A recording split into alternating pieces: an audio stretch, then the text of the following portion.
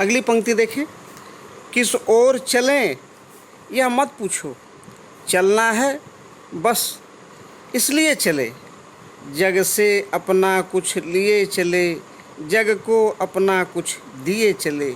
दो बात कही दो बात सुनी, कुछ हंसे और फिर कुछ रोए, छक कर सुख दुख के घूंटों को हम एक भाव से पिए चले।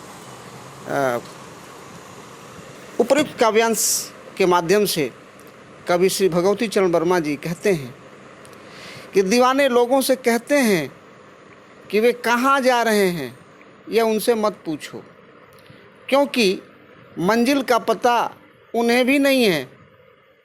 वे मंजिल की ओर बढ़ते जाने को ही अपना जीवन समझते हैं। वे संसार के लोगों से उनका दुख दूर करते तथा अपने सद्गुणों से लोगों को खुशियों से भर देते हैं।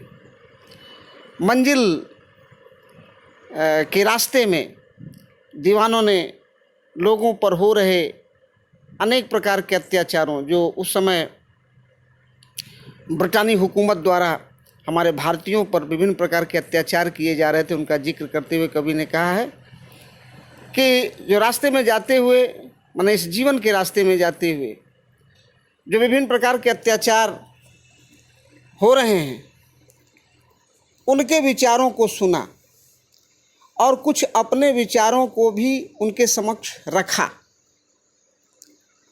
ऐसा कर उन लोगों ने सुख और दुख दोनों का अनुभव किया। कभी कहते हैं कि उन्होंने जीवन के मार्ग में मिलने वाले सुख और दुख को एक भाव से स्वीकार किया। ये अपने आप में एक बहुत बड़ी बात होती है।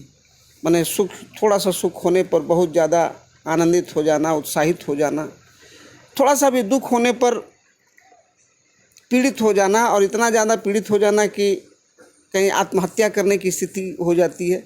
तो ऐसा नहीं, जो बड़े लोग होते हैं, जो महान होते हैं, जिनके जीवन का लक्ष्य बड़ा होता है, वह सुख और दुख दोनों को एक भाव से स्वीकार करते हैं। ना तो सुख आने पर बहुत ज़्यादा आनंदित हो जाते हैं, और ना ही दुख आने पर बहुत ज़्यादा दुखी हो जाते हैं। इस तरह उन्होंने अपना जीवन जिया, और अपना जीवन जिया ही नहीं बल्कि उन्होंने अपने इस जीवन से लोगों को जीवन जीने की कला सिखाया, एक फ़लसफ़ा तय किया। आगे हम लोग देखते हैं अगले स्लाइड में।